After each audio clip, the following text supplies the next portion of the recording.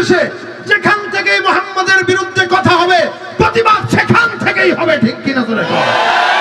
আর যদি প্রতিবাদ না হয় বুঝতে হবে আপনার দিলে মুহাম্মাদের প্রেম নাই। যদি মুহাম্মাদের প্রেম না থাকে আপনি নবীর দুশমন।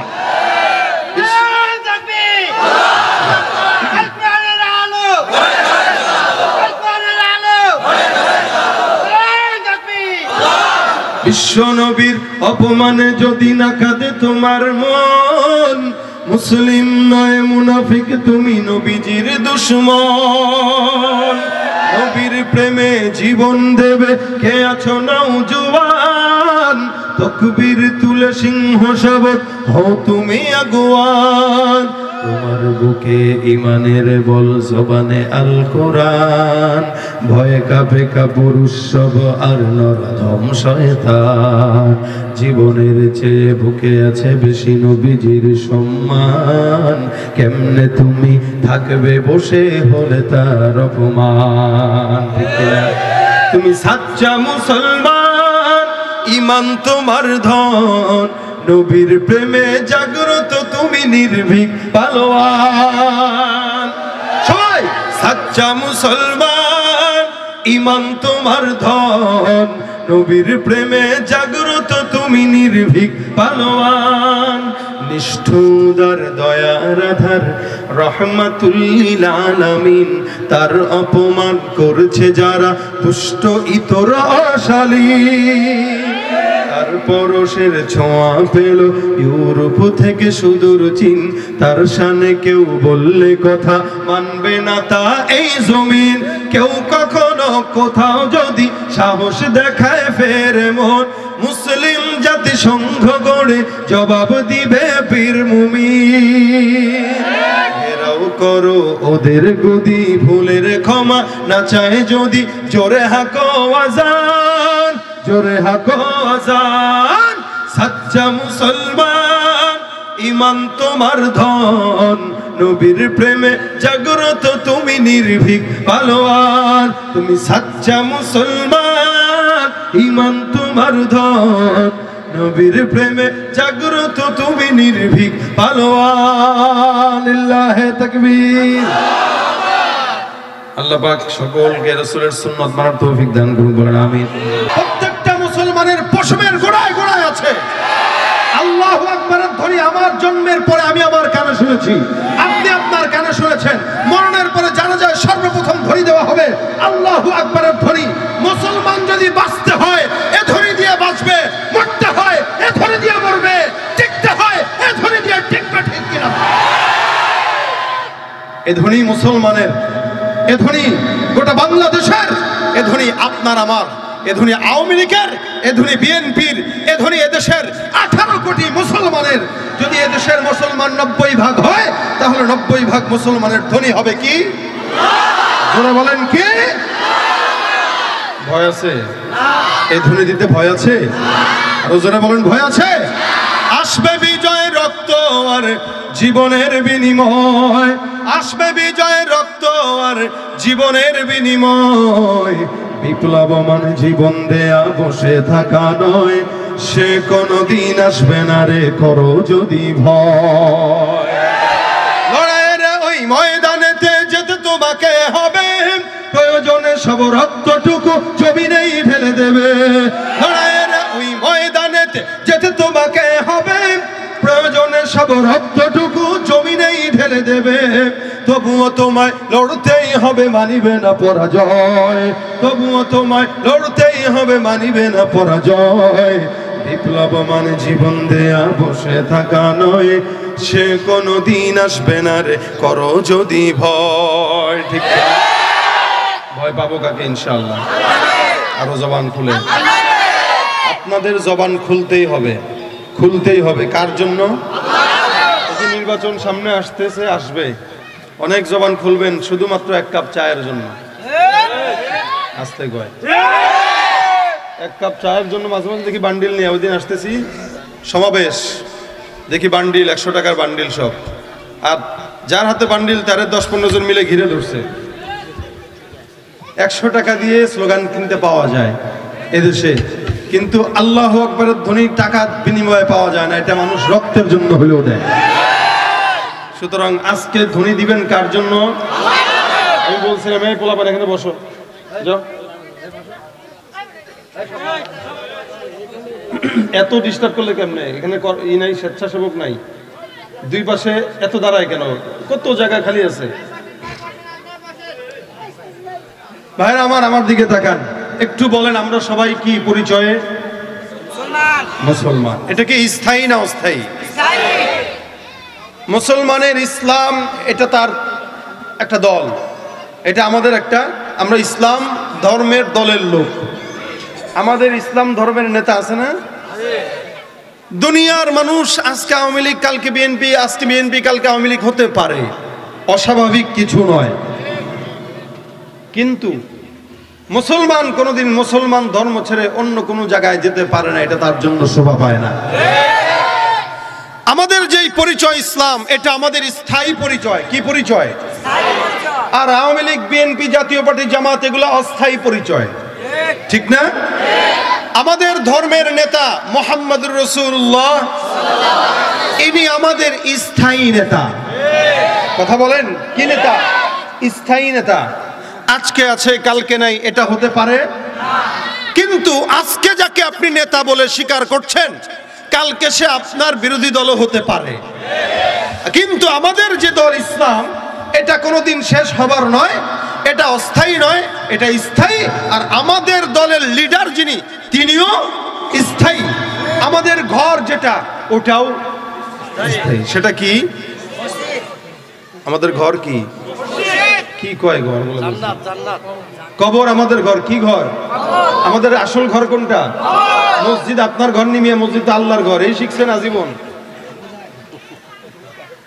ওয়াজ তো অনেক শুনেন, অনেক ওয়াজ শুনেন।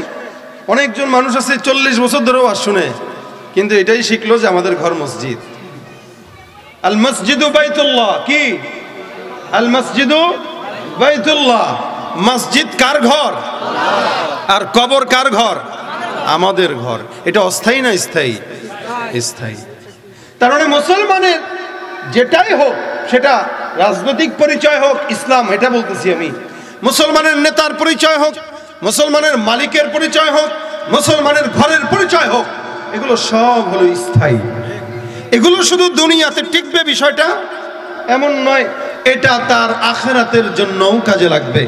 এই জন্য আল্লাহ পাক বলেন, লা তামুতুন্না ইল্লা ওয়া আনতুম মুসলিমুন। মুসলমান না হয়ে কবরে, কথা বলে না, মুসলমান না হয়ে কবরে। তার মানে তোমার ইসলামটা কবরেও লাগবে, তোমার ইসলামটা হাসরেও লাগবে, তোমার ইসলামটা জান্নাতেও লাগবে, তোমার মুহাম্মদুর রাসূলুল্লাহ নেতাটা দুনিয়াতেও লাগবে, তোমার মুহাম্মদ নেতাটা আখিরাতেও লাগবে, তোমার মুহাম্মদুর রাসূলুল্লাহ নেতাটা জান্নাতেও লাগবে, ঠিক কিনা? কিন্তু আমরা স্থায়ী এই সমস্ত ধর্ম নেতা এগুলোকে বাদ দিয়ে অস্থায়ীটার পিছনে জান মাল সব কোরবান করতে পছন্দ করি। এটা বাস্তব না অবাস্তব?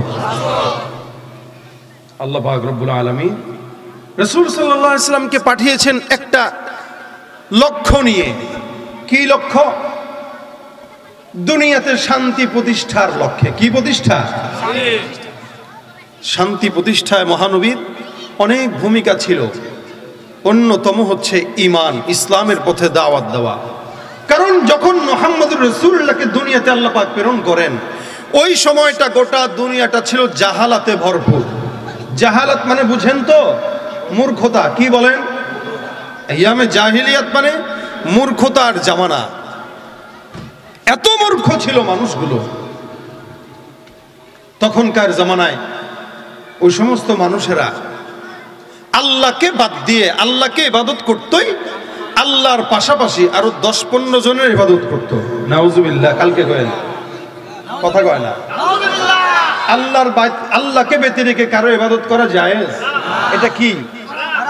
শিরিক। এটা কি? শিরিক। শিরিকের গুনাহ আল্লাহ পাক মাফ করেন? আপনি মনে হয় আজকে লিফট টাচ দিছে, সাউন্ড আজকে যেন ডিস্টার্ব করতেছে আমার।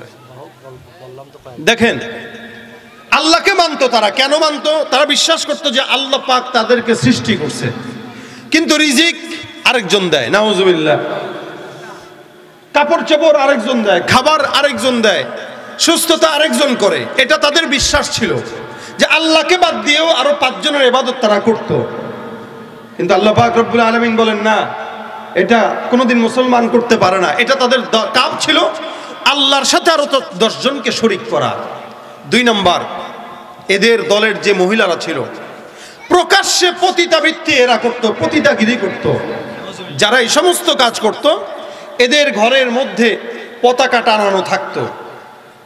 কেউ যেন দেখলেই বুঝে যে এই মেয়েটা পতিতা, তো যার যতবার মন চায় ততবার তার কাছে যেত, কোনো অবাধ মেলামেশা করতো, কেউ বাধাও দিত না, খারাপও মনে করতো না। হ্যাঁ, অবশেষে ওই মেয়ের গর্ভে যদি সন্তান আসতো, এই মেয়ের গর্ভের সন্তানের বাবাকে বুঝবে কিভাবে?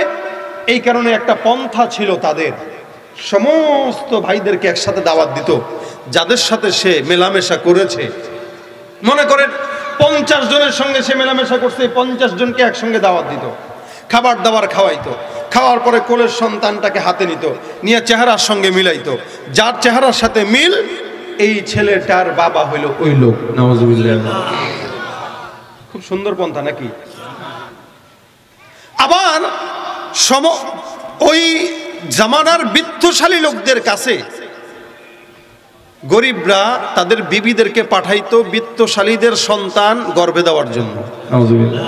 মনে করেন একজন এমপি, এখন একটা রিক্সাওয়ালা চিন্তা করতো আমার সন্তান যদি আমার বউর পেটে যায়, এটা মনে হয় রিক্সাওয়ালা হবে।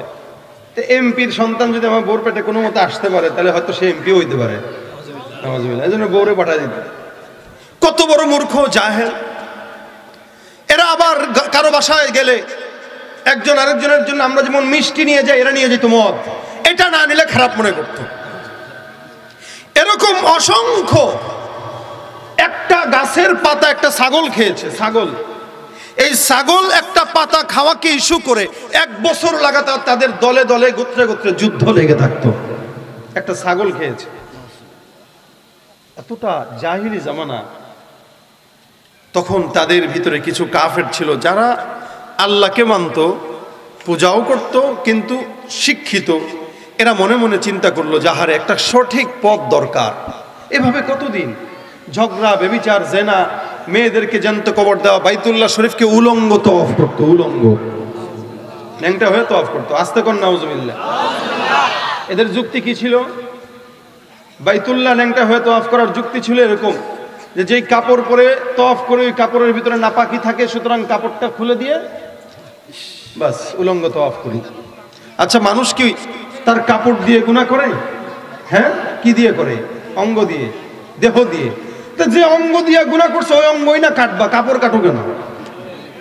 তাদের যুক্তি অন্যটা মিলে, ভুলটা মিলে, সঠিকটা মিলে না।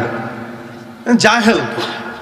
আল্লাহ পাক রব্বুল আলামিন বলেন, ঠিক ওই সময়ে আমি মুহাম্মদুর রাসূলুল্লাহ সাল্লাল্লাহু আলাইহি ওয়াসাল্লামকে সারা জমিনের জন্য রহমত হিসেবে উম্মতের মাঝখানে পাঠিয়ে দিলাম। সুবহানাল্লাহ। কেমনে পাঠাইছেন? আল্লাহ বলেন, লাকাদ জাআকুম রাসূলুম মিন আনফুসিকুম আজিজুন আলাইহি মা আনিতুম হারিসুন আলাইকুম বিল মুমিনিনা রাউফুর রহিম। আল্লাহ পাক রব্বুল আলামিন বলেন, তোমাদের মধ্য থেকে তোমাদের মতো করে এমন একজন নবী আমি আল্লাহ জমিনের মধ্যে প্রেরণ করলাম, যে নবীটা তোমাদের মতো বলেই তোমাদের দুঃখ বুঝে। খুব বুঝবেন, মানুষের দুঃখ কোনোদিন ফেরেশতা বুঝবে না, ঠিক কিনা বলেন? মানুষের দুঃখ কোনোদিন জিন্নাত বুঝবে না। কোন মানুষের কোনো যদি দুঃখ হয়, ওই দুঃখটা বোঝার জন্য একজন মানুষই দরকার।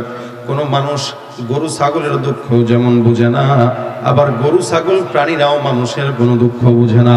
একটা ফেরেশতাও কোনোদিন মানুষের দুঃখ বুঝবে না। আল্লাহ পাক বলেন, লাকাদ জাআকুম রাসূলুম মিন আনফুসিকুম।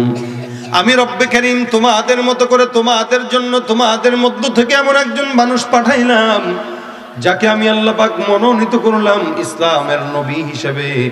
এই জমিনের মধ্যে তিনি রহমত স্বরূপ জমিনের মধ্যে প্রেরণ করলেন। আল্লাহ পাক বলেন, ওয়ামা আরসালনাকা ইল্লা রাহমাতাল লিল আলামিন। সারা জাহানের জন্য, আমি আসমানের জন্য, জমিনের জন্য, পাহাড়ের জন্য, সমুদ্রের জন্য ওই পয়গম্বরকে আমি রহমত স্বরূপ বানাইলাম। যে পয়গম্বরকে জমিনের মধ্যে আমি আল্লাহ পাক দেওয়ার আগে সারা তামাম জাহানটাকে আমি আল্লাহ পাক সাজায় দিলাম। আমি রব্বে কারীম নবীকে জমিনে পাঠাইলাম যেন উম্মতেরা সুন্দর সোজা একটা রাস্তা পায়।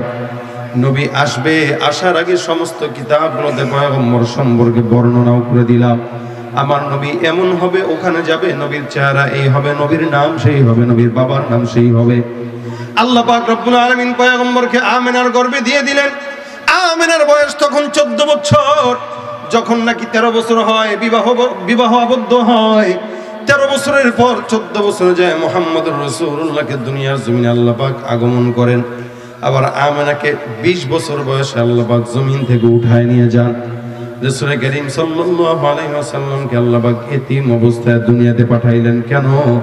যে নবী করিম সাল্লাল্লাহু আলাইহি ওয়াসাল্লামকে ঘাত প্রতিঘাত সহ্য করার ক্ষমতা আল্লাহ পাক রব্বুল আলামিন যেন অর্জন হয়। যার কারণে আমার নবীকে জন্ম থেকে নিয়ে দুঃখ আর কষ্ট দিয়া জমিনের মধ্যে আল্লাহ পাক রব্বুল আলামিন বড় করেছে। মানুষ যখন বেশি আরামে থাকে তখন সে কষ্ট বুঝে না। আমার পয়গম্বরকে আল্লাহ পাক রব্বুল আলামিন কষ্ট দিয়ে বড় করলেন, যাতে করে দরদি নবী দিলের দরদ বুঝে, এতিমের দরদ বুঝে। আল্লাহ পাক রব্বুল আলামিন পয়গম্বরকে জমিনে প্রেরণ করলেন জমিনের বান্দাদেরকে যেন সুন্দর একটা সঠিক পথ দেখাইতে পারে। যার কারণে কিতাবের মধ্যে আল্লাহ পাক বলেন, লাকাদ কানা লাকুম ফি রাসূলিল্লাহি উসওয়াতুন হাসানা। সমস্ত বান্দাদের জন্য আল্লাহ পাক রব্বুল আলামিন উত্তম চরিত্রটা আমার পয়গম্বরের মধ্যে দিয়ে দিলেন। আল্লাহ পাক রব্বুল আলামিনের হাবিব কোন দিকে আপনি দেখবেন, যেদিকেই তাকান ওদিকে আমার পয়গম্বর দামি। সারা জাহানের মধ্যে, আসমান জমিনের মধ্যে, মাখলুকাতের মধ্যে এমন দামি কোনো বান্দা আর নাই যে আল্লাহ পাক রব্বুল আলামিন নিজে আমার পয়গম্বরের প্রশংসা করলেন। রাসূল জমিনের মধ্যে আসলেন, 40 বছর পর্যন্ত দ্বীনের কোনো কথা বলেন নাই। 40 বছরের পর আল্লাহ পাক রব্বুল আলামিন পয়গম্বরকে দায়িত্ব দিলেন দ্বীনের দাওয়াত দেওয়ার জন্য। সাফা পাহাড়ের মধ্যে আমার পয়গম্বর উঠে ডাক দেয়, এ সাবা, হে আরবের লোকেরা, কোথায় কাফের বেঈমানেরা, আসো। আল্লাহর নবী ডাক দিয়া বলেন, ইয়া আইয়ুহান নাস কুলু লা ইলাহা ইল্লাল্লাহ তুফলিহু। সমস্ত আরববাসীদেরকে আমার পয়গম্বর সাফা পাহাড়ের চূড়ার মধ্যে ডাক দিয়া প্রথমে একটা স্বীকারোক্তি নেয়। নবী আমার ডাক দিয়া বলেন, পাহাড়ের গোড়ায় যদি কোনো শত্রু দল থাকে, আমি নবী যদি বলি এরা এখন তোমাদেরকে আক্রমণ করবে, তুমি বিশ্বাস করবা কিনা? সমস্ত কাফেররা ডাক দিয়া বলে, হ্যাঁ বিশ্বাস করব। আল্লাহর নবী বলেন, আমি যদি বলি এখান থেকে শত্রু আসবে, ওখান থেকে শত্রু আসবে, তোমাদেরকে আক্রমণ করবে, সমস্ত কাফেররা বলে, হ্যাঁ আপনার কথা বিশ্বাস করব না এমন কোনো মানুষ নাই। যার কারণেই তো 40 বছর পর্যন্ত আল আমিন বলে সম্বোধন করা হয়েছে। নবী ডাক দিয়া বলেন, এরে আমার কথা যদি তোমরা বিশ্বাস করো, তবে আমি নবী তোমাদেরকে বলছি, আমি আল্লাহর পয়গম্বর হিসেবে জমিনের মধ্যে মনোনীত হলাম। তোমরা আমাকে নবী বলে স্বীকার করো, এক আল্লাহর ইবাদত করো, দ্বিতীয় কোনো বান্দা অন্য কোনো মূর্তির ইবাদত করা যাবে না। আল্লাহ পাক রব্বুল আলামিন বলেন নবীকে আদেশ দেয়া, কুল ইয়া আহলাল কিতাব তাআলু ইলা কালিমাতিন সাওয়াইন বাইনানা ওয়া বাইনাকুম আল্লা না'বুদা ইল্লাল্লাহ ওয়া লা নুশরিকা বিহি শাইআন ওয়া লা ইয়াত্তাখিযা বা'দুনা বা'দান আরবাবাম মিন দুনিল্লাহ। আল্লাহ পাক রব্বুল আলামিন বলেন, হে পয়গম্বর, আপনি সমস্ত উম্মতদেরকে ডাক দিয়ে বলেন, কাফেরদেরকে ডাক দিয়ে বলেন, কুল ইয়া আহলাল কিতাব, সমস্ত আহলে কিতাবদেরকে আপনি ডাক দিয়ে বলেন। আহলে কিতাব যারা ঈসা পয়গম্বরের ধর্মের অনুসারী, যারা খ্রিস্টান, আল্লাহর নবী এদেরকে ডাক দিলেন, ইয়া আহলাল কিতাবি তাআলাউ, তাড়াতাড়ি আসো, শুনো, ইলা কালিমাতিন সাওয়াইন বাইনানা ওয়া বাইনাকুম, আমাদের মাঝে তোমাদের মাঝে একটা কথা বরাবর, এই কথার উপরে আমরা ঐক্যমত হওয়া দরকার। লা না'বুদা ইল্লাল্লাহ, আমরা আল্লাহ ছাড়া কারো ইবাদত করব না। জোরে বলেন, কে ছাড়া? আল্লাহ না'বুদা ইল্লাল্লাহ, এক নাম্বার আমরা আল্লাহ ছাড়া কারো ইবাদত করব না। ওয়ালা নুশরিকা বিহি শাইআ, আল্লাহর সঙ্গে অন্য কাউকে শরীক করব না। এক নম্বরে আল্লাহ ছাড়া কারো ইবাদত, দুই নম্বরে আল্লাহর সাথে কাউরে শরীক। তিন নম্বরে ওয়ালা ইয়াত্তাখিদা বা'দুনা বা'দান আরবাবাম মিন দুনিল্লাহ। তিন নম্বর হলো আল্লাহ ছাড়া অন্য কাউকে নেতা বলেও মানব না। এই তিনটা কথার উপরে আপনারা আমরা রাজি আছি না নাই? আল্লাহ নবী এই তিনটা কথার উপরে সমস্ত বান্দাদেরকে দাওয়াত দেয়। নবী আমার ডাক দিয়ে বলেন, হে মানুষেরা, আল্লাহর নবী মানুষ সকল বলেন কেন কখন পর্যন্ত কেউ মুমিন ছিল না? নবী আমার বারবার বান্দাদেরকে ডাক দেয়, ইয়া আহলাল কিতাবি তাআলাও, সব বান্দারা চলে আসো। আল্লাহর নবী সাল্লাল্লাহু আলাইহি ওয়াসাল্লামের দাওয়াতে মুগ্ধ হয়ে কিছু কিছু মানুষ ইসলাম কবুল করে। সর্বপ্রথম নবীর ডাকে নিজের বিবি আম্মাজান খাদিজাতুল কুবরা রাদিয়াল্লাহু আনহা ইসলাম কবুল করে। সর্বপ্রথম খাদিজাতুল কুবরা মহিলাদের মধ্যে ইসলাম কবুল করেন। দুই নাম্বার মেয়েদের মধ্যে মা ফাতেমাতুজ জাহরা ইসলাম কবুল করেন। তিন নাম্বার বন্ধু বান্ধবদের ভিতরে সর্বপ্রথম আবু বকর ইসলাম কবুল করেন। চার নাম্বার সমস্ত যুবকদের মধ্যে সর্বপ্রথম আলী কাররামাল্লাহু ওয়াজহু ইসলাম কবুল করেন। কিন্তু এই 4-5 জন দিয়া তো ইসলাম হয় না। ইবাদত করে গোপনে পাহাড়ের চিপায় যায়, নামাজ আদায় করে, ইবাদত করে, কোরআন তেলাওয়াত করে। আল্লাহ নবী সবাইরে দাওয়াত দেয়, কিন্তু কেউ শুনে কেউ শুনে না, কেউ বলে পাগল। ওই সাফা পাহাড়ের মধ্যে যখন নবী আমার বলেন লা ইলাহা ইল্লাল্লাহ তুফলিহু, তোমরা এই আয়াতটা পড়ো, এই কালেমাটা পড়ো, সর্বপ্রথম অন্য কেউ বিরোধিতা করার আগে নিজের আপন চাচা আবু লাহাব ডাক দিয়া বলেন, তাব্বান লাকা ইয়া মুহাম্মদ আলিহাদা জামাতানা, মুহাম্মদ তোমার ধ্বংস হোক, এই কারণে তুমি কি আমাদেরকে এই জায়গায় জমা করছো? আপনাদেরকে প্রশ্ন করতে চাই, বলেন তো নবী আমার দ্বীনের দাওয়াত দেওয়ার পর সর্বপ্রথম বিরোধিতা বাহিরের মানুষ করেছে নাকি ঘরের মানুষ করেছে? বর্তমান সময় ইসলাম আর মুসলমানের ক্ষতি যতটা মুসলমানরা করেছে অন্যরাও এত করে নাই, ঠিক কি না? হুজুররা হুজুরের বিরোধিতা করে, টুপিওয়ালা টুপিওয়ালার গালি দেয়, দাড়িওয়ালা দাড়িওয়ালার কথা বলে। সুতরাং আমরা আমাদের যত ক্ষতি করি, আমরা আমাদের ক্ষতি করার কারণে ওই কাফের বেঈমানেরা দাঁত ভেটকায় হাসে। ইসলামের ক্ষতি আমরা বেশি করতেছি, ওরা কি করবে? আমরাই তো করে কুল পাই না। একদল আরেক দলকে খারাপ বলে কাফের ঘোষণা দেয়, একদল আরেক দলকে গালি দেয়, একদল আরেক দলকে নাস্তিক বলে, একদল আরেক দলকে অমুক বলে তমুক বলে। যেটা বলা দরকার ছিল কাফের সেটা বলি আমরা।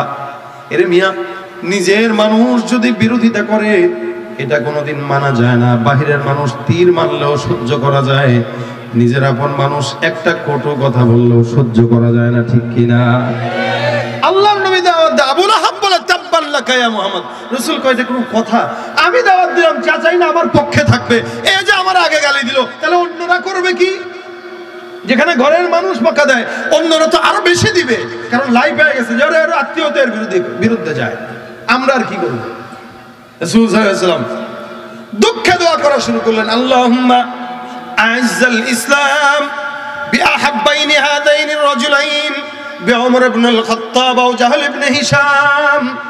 আল্লাহ, দুই ওমরের এক ওমরকে ইসলামের জন্য কবুল করে নাও। একজন হলো ওমর, আরেকজন হলো আবু জাহেল। আল্লাহর নবী বারবার দোয়া করে, আল্লাহ ইসলামের জন্য দুজনের একজনকে তুমি কবুল ও মঞ্জুর করে নাও। নবীর দোয়া কি আল্লাহ কবুল করে কি করে না?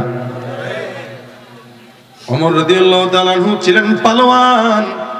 ওমর রাদিয়াল্লাহু তাআলা আনহু তরবারি নিয়ে রাসূলকে মারার জন্য গেলেন। নবী আমার সাল্লাল্লাহু আলাইহি সাল্লামকে মারার জন্য যে আল্লাহ পাক কবুল করেছেন। সূরা তাহার প্রথম 10 আয়াত পড়ার সাথে সাথে ওমর ইসলাম কবুল করে ফেলেছে।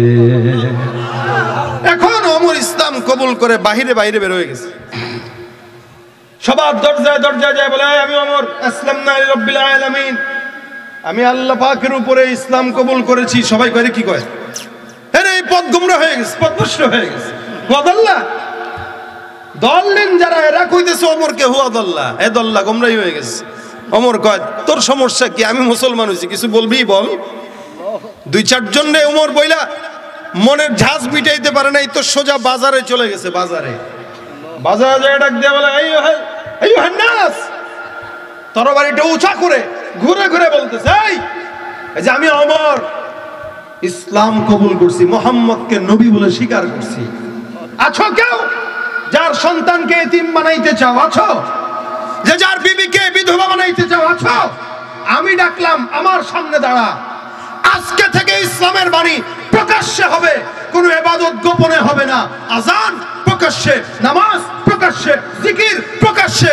কারো যদি বিরোধিতা করা লাগে ওমরের সামনে দাঁড়াবি, হয়তো তোর বউ বিধবা হবে, নয়তো তোর সন্তান এতিম হবে। ওমরের তরবারি তার কল্লা দুখণ্ডিত করে ফেলবে। ওমরের মতো তুই কবরে যাওয়ার পরে চলবে। আল্লাহর ধ্বনি দুনিয়াতেও চলে, আখিরাতেও চলে, জান্নাতেও চলে। ওমরের মতো হন মুসলমান একজন যথেষ্ট। আল্লাহ ওমরের মতো দিলওয়ালা মুসলমান বানায় দেখ। রাসূল দোয়া করছেন, ওমর কয় হুজুর, বলে কি? ইসলাম এখনো কি গোপনে চলবে? নবী বলেন ঝামেলা তো, চতুর্দিকে শত্রু ভরা। ওমর কয় হুজুর, তাহলে ওমর কেন ইসলাম কবুল করলো? যদি ইসলাম এখন এরকমই চলে, গোপনে চলে, তো ওমরের কাজ কি? ওমর পালোয়ান আছে, আসুক না 100টা, দেখি ওমরের সাথে পারে কিনা। সুবহানাল্লাহ। এই জন্যই তো ওমরকে শয়তানও ভয় পাইতো, আর দুনিয়ার শয়তান তো ভয় পাবেই। আসল শয়তানই ভয় পাইতো, দুনিয়ার শয়তান তো ভয় পাবেই। যার কারণে রাসূল বলেন ওমরের মেজাজটা নবীওয়ালা মেজাজ। সুবহানাল্লাহ। নবীওয়ালা মেজাজ দিয়ে আল্লাহ সবাইরে বানায় নাই, ওমরকে বানাইছে। রাসূল বলেন ওমর নবী যদি কেউ আমার পরে হইতো তাহলে তুই হইতি বেটা। সুবহানাল্লাহ। কত বড় শান ওমরের, নবীওয়ালা মেজাজ। কিছু মানুষ আছে রাগ, ওর চেহারা দেখলেই ভয় লাগে, রওবাত আছে চেহারার মধ্যে আলাদা একটা। আল্লাহ পাক রব্বুল আলামিন তার চেহারা আলাদা একটা বিষয় দিয়ে দেয়। তো ওমরের চেহারা, ওমরের শরীর, ওমরের রক্তে আল্লাহ পাক নবীদের মেজাজ ঢুকায় দিয়েছে, খালি নবী বানায় নাই। যদি মুহাম্মদের পরে কোন নবী হইতো ওমরকে নবী বানাইতো আল্লাহ পাক। এত শান শওকতওয়ালা নবী ছিলেন ওমর, ওই সাহাবী ছিলেন ওমর। আল্লাহ পাক রব্বুল আলামিন এই কারণেই রাসূল সাল্লাল্লাহু আলাইহি ওয়াসাল্লামকে ওমরকে রাসূলকে গিফট দিয়েছেন। গিফট ওমরকে গিফট দিয়েছেন। ওমর সম্পূর্ণ আল্লাহর থেকে হাদিয়া, যেটা রাসূল নিজে দোয়া করে কামায় নিছে। রাসূলের পছন্দ ছিল দুইটা, আল্লাহ হয়তো ওমরকে দাও না তো জাহেলকে দাও, এই দুইটাই বড় শয়তান। এই দুইটার যে কোনো একটারে দিলে আমার সহজ হয়ে যায়। আল্লাহ কয় যা ওমরকে দিয়ে দিলাম। দিল তো আল্লাহ পাক দেখে। আবু জাহেলকে দেয় নাই কেন? ওর দিল নষ্ট ছিল, ও নিজেও হেদায়েত চায় নাই, কিন্তু ওমরের ভিতরে তলব ছিল, দিল পরিচ্ছন্ন ছিল, আল্লাহ পাক ঢুকায় দিয়েছে ইসলামের ভিতরে। রাসূল সাল্লাল্লাহু আলাইহি ওয়াসাল্লামকে আল্লাহ পাক শান্তি প্রতিষ্ঠায় দিনের দাওয়াত দেওয়ার জন্য পাঠাইছেন। কেউ বালু মারে, কেউ পাথর দেয়, কেউ আঘাত দেয়, কেউ ওটু কথা বলে, কেউ ধিক্কার দেয়, কিন্তু নবী করিম সাল্লাল্লাহু আলাইহি ওয়াসাল্লাম এরপরও চাইলে কাউকে ধ্বংস করতে পারতেন বদদুয়া দিয়া। করেছেন? করেন নাই। নবী করিম সাল্লাল্লাহু আলাইহি ওয়াসাল্লাম কেন করেন নাই? বলে আনা নবিয়ুর রাহমা, আমি হলাম রহমতের নবী। আল্লাহ পাক রব্বুল আলামিন জমিনের জন্য আমাকে রহমত বানাইলেন, যার কারণে আমি সারা দুনিয়ার মানুষের বিরুদ্ধে যাই না, দুনিয়ার সব মানুষ আমার বিরুদ্ধে যায়। আমি দোয়া করি আল্লাহুম্মা হদি কওমি, হে আল্লাহ তুমি আমার জাতিকে হেদায়েত দান করে দাও। নবীর দেয় আঘাত, নবী বলে হেদায়েতের দোয়া কেন? আল্লাহর নবী বলেন ইয়া আইয়ুহান নাসু ইন্নামা আনা রাহমাতুন মুহদা। আল্লাহ পাক উপহার স্বরূপ রহমত হিসেবে জমিনের মানুষদের কাছে আমি নবীকে প্রেরণ করেছেন। যদি এদেরকে বদদুয়া দেওয়া হয় রহমত থাকে না, গজবের নবী হয়ে যাওয়া লাগবে। কিন্তু আমি আল্লাহ পাক রব্বুল আলামিন রহমতের নবী বানাইলেন। সারা জমিনের মানুষ যদি আমাকে গালি দেয় আপত্তি নাই, আল্লাহ পাক রব্বুল আলামিন সান্ত্বনা দিয়া বলে ইয়া রাসূলুল্লাহ, সমস্ত দুনিয়ার বান্দা যদি আপনার বিরুদ্ধে যায় আমি আল্লাহ পাক রব্বুল আলামিন নিজে আপনার পক্ষে আছি। সুবহানাল্লাহ।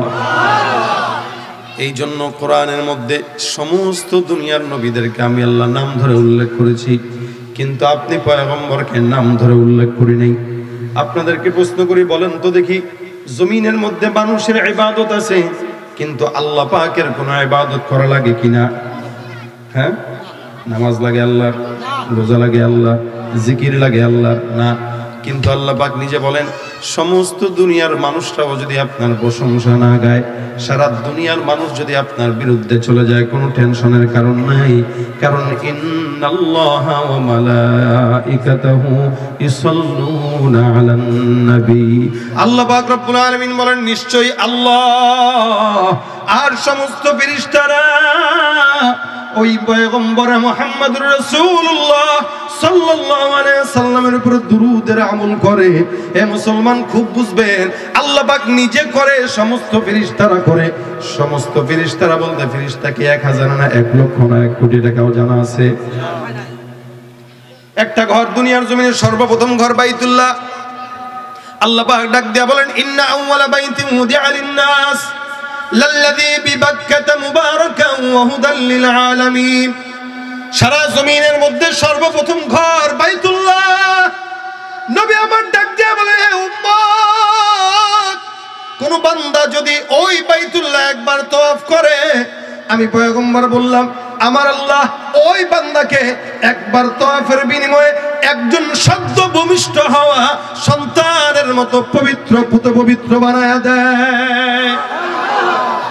জমিনের মধ্যে একটা ঘর বাইতুল্লাহ যদি কেউ চায়, একবারের জায়গায় 2 বার 3 বার 4 বার এটাকে তাওয়াফ করতে পারে, কোনো বিধি নিষেধ নাই।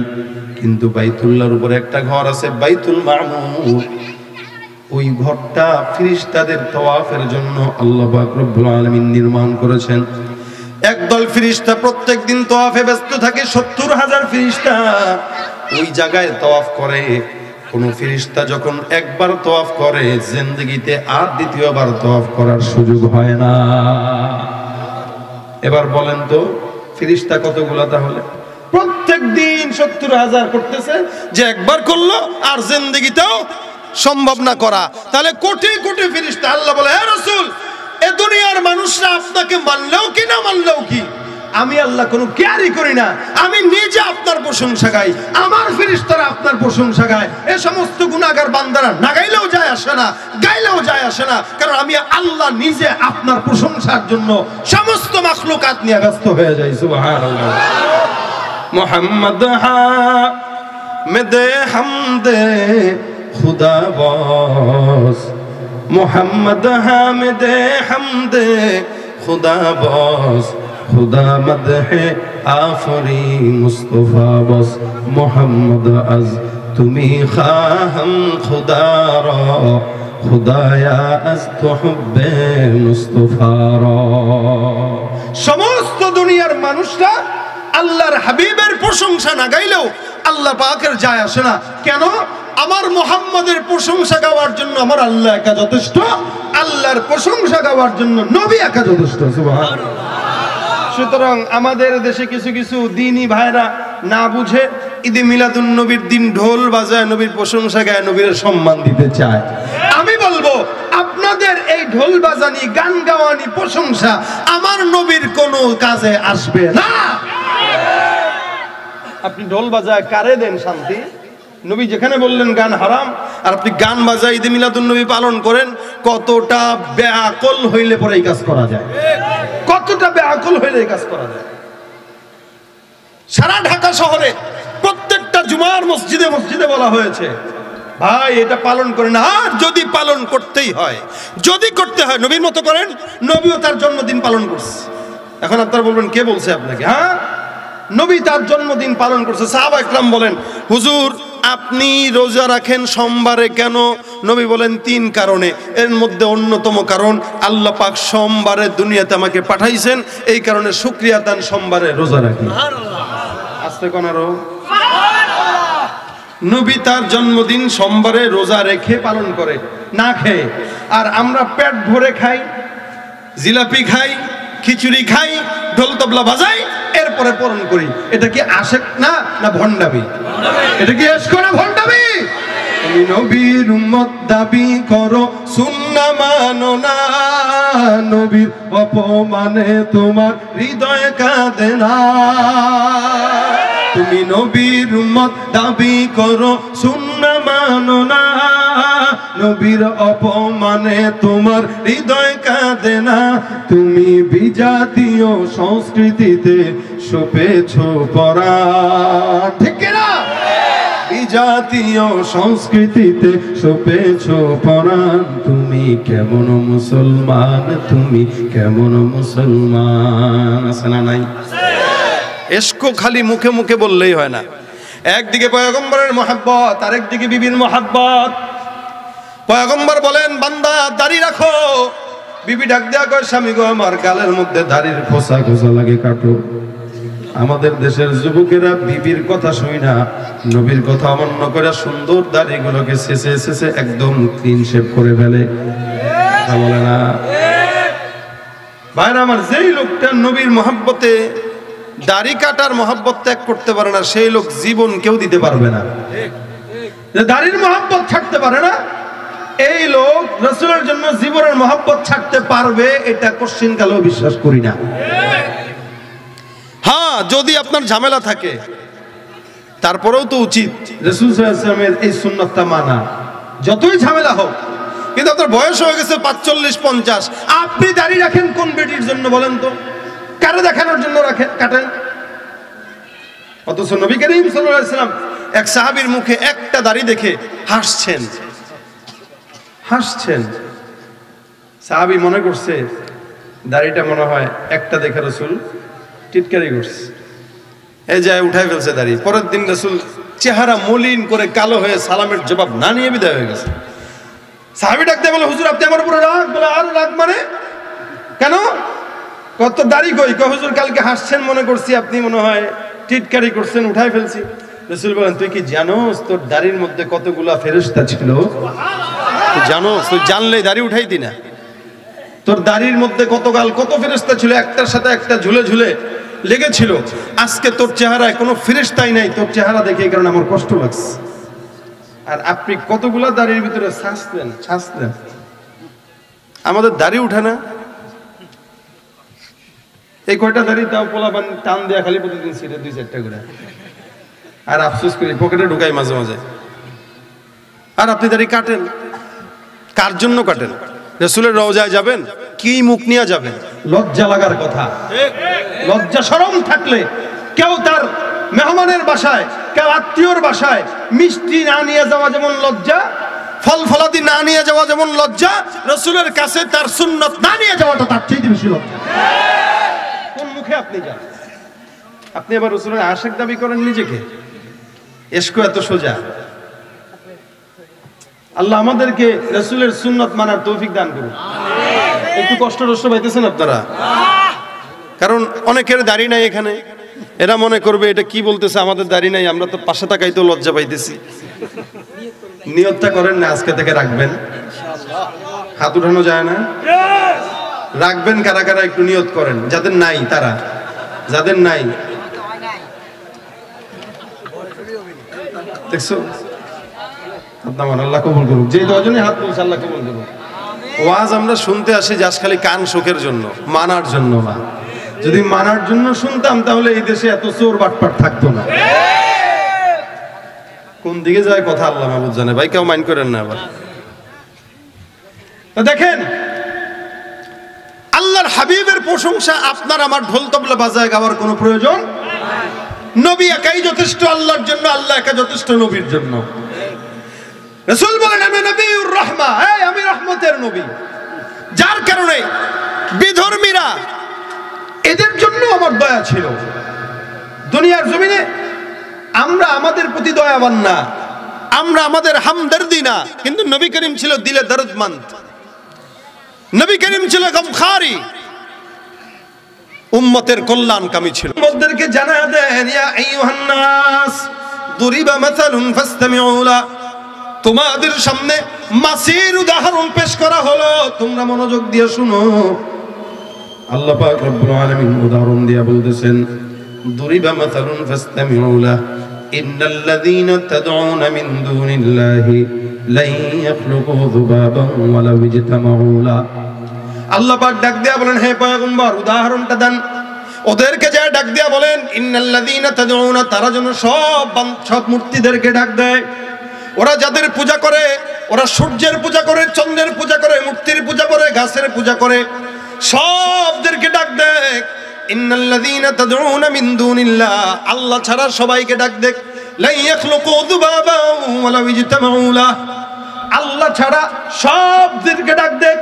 এরপরে আমি আল্লাহ চ্যালেঞ্জ করলাম, এদের সমস্ত মূর্তিরা মিলে আমি আল্লাহর একটা মাখলুক, একটা মাছিও পর্যন্ত সৃষ্টি করার ক্ষমতা এদের নাই। কথা ঠিক না ঠিক? একটা মাছি বানাইতে পারবে এরা? যারা পূজা করে এরা কি একটা মাছি বানাইতে পারবে এদের?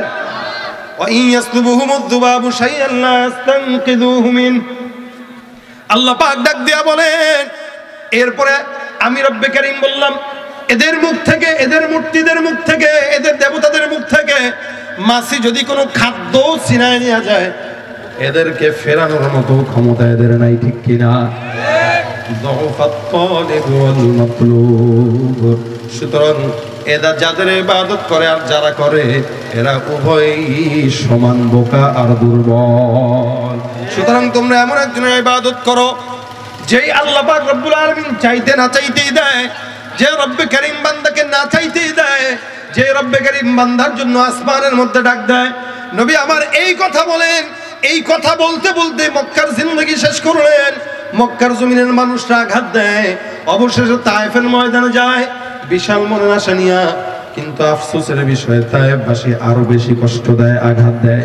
এ মুসলমান নবীর উম্মত, প্রত্যেক দিন একটা বুড়ি আমার পয়গম্বরের রাস্তার মধ্যে কাটা দিয়ে রাখতো। অসংখ্য কষ্টের ভিতরে এই কষ্টটাও ছিল মারাত্মক। নবী করিম কতটা দয়ার নবী, এই ঘটনা থেকেই বোঝা যায়। আল্লাহ নবীর পায়ে কাটা দেওয়ার জন্য পথের মধ্যে কাটা বিছায় রাখতো। নবী করিম প্রত্যেক দিন সকালবেলা যাইতেন। সকালবেলা যখন যাইতেন সাহাবা একরাম কাটা উঠায় ওঠা তারপরে যান।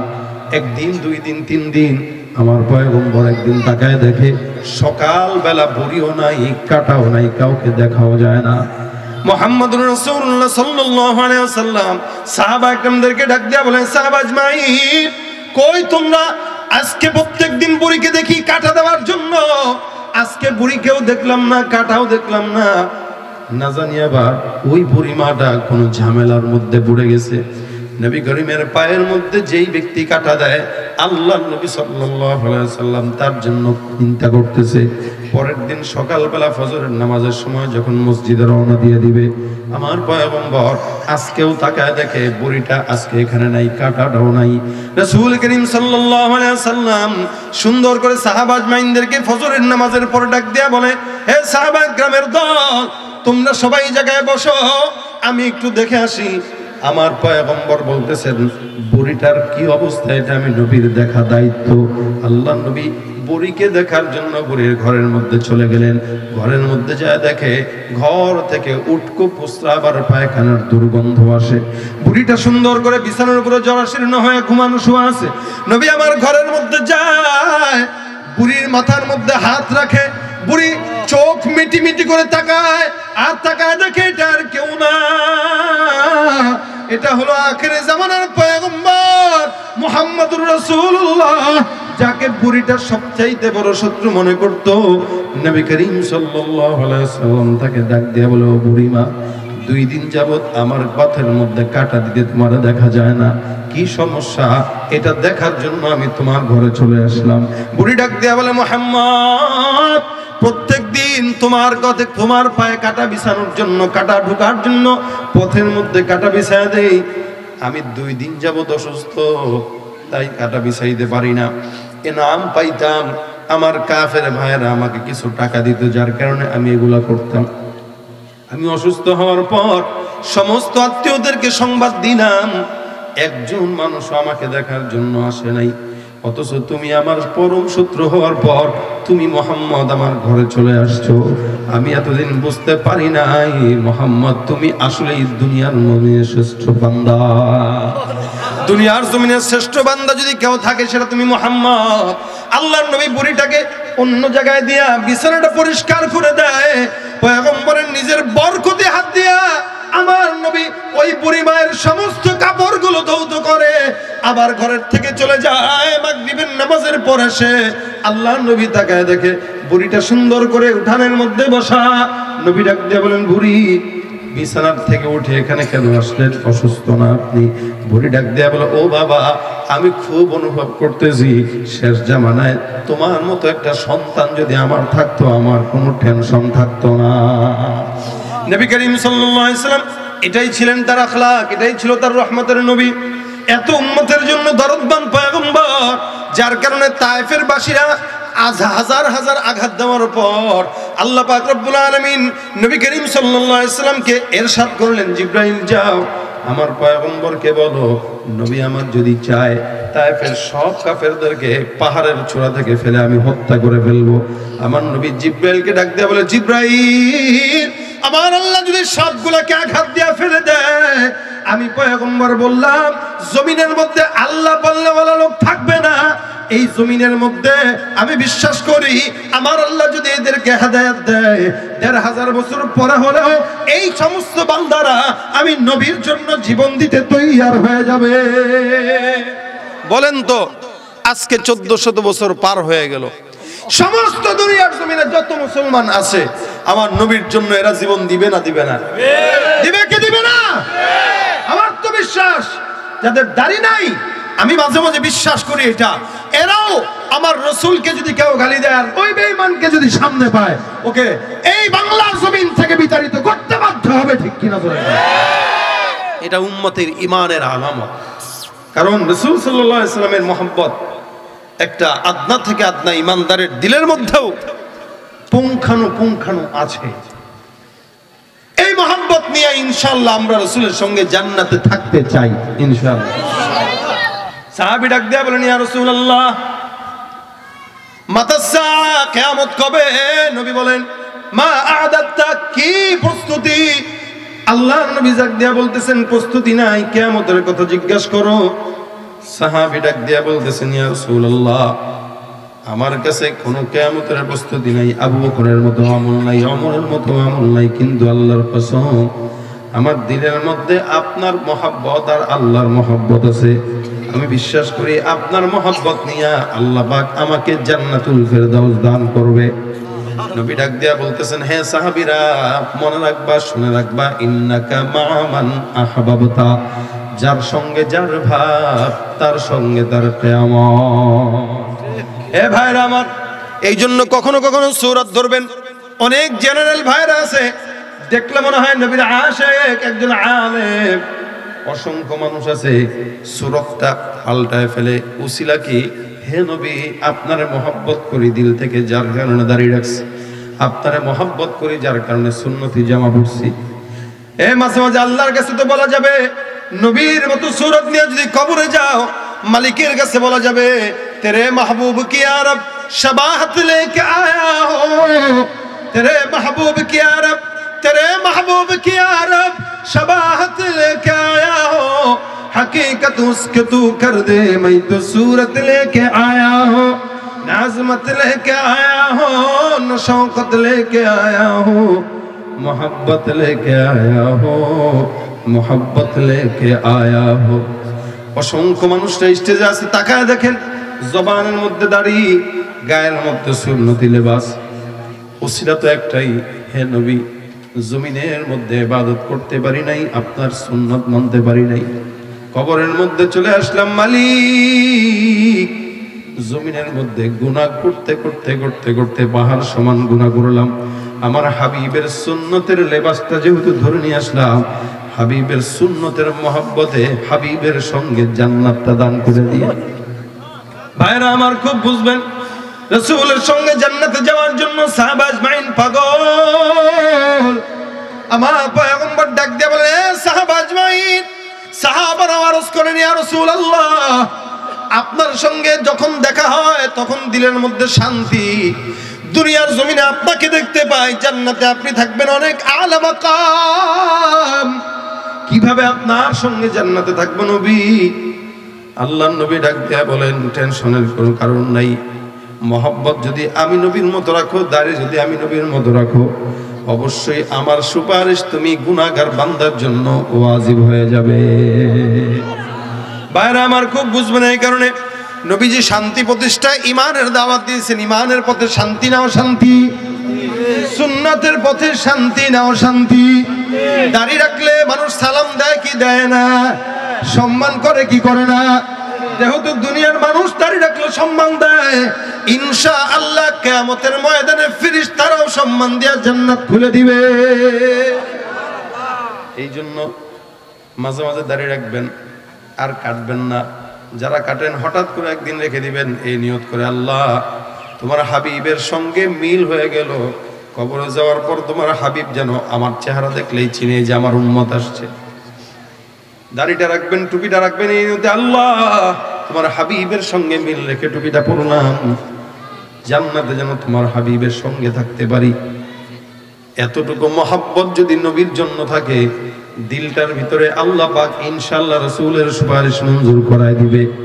আর যদি এতটুকু না থাকে, আপনার হাসর ওই আবু জাহেল উতবা সাহেবের সঙ্গে নিশ্চিত ধরে রাখে।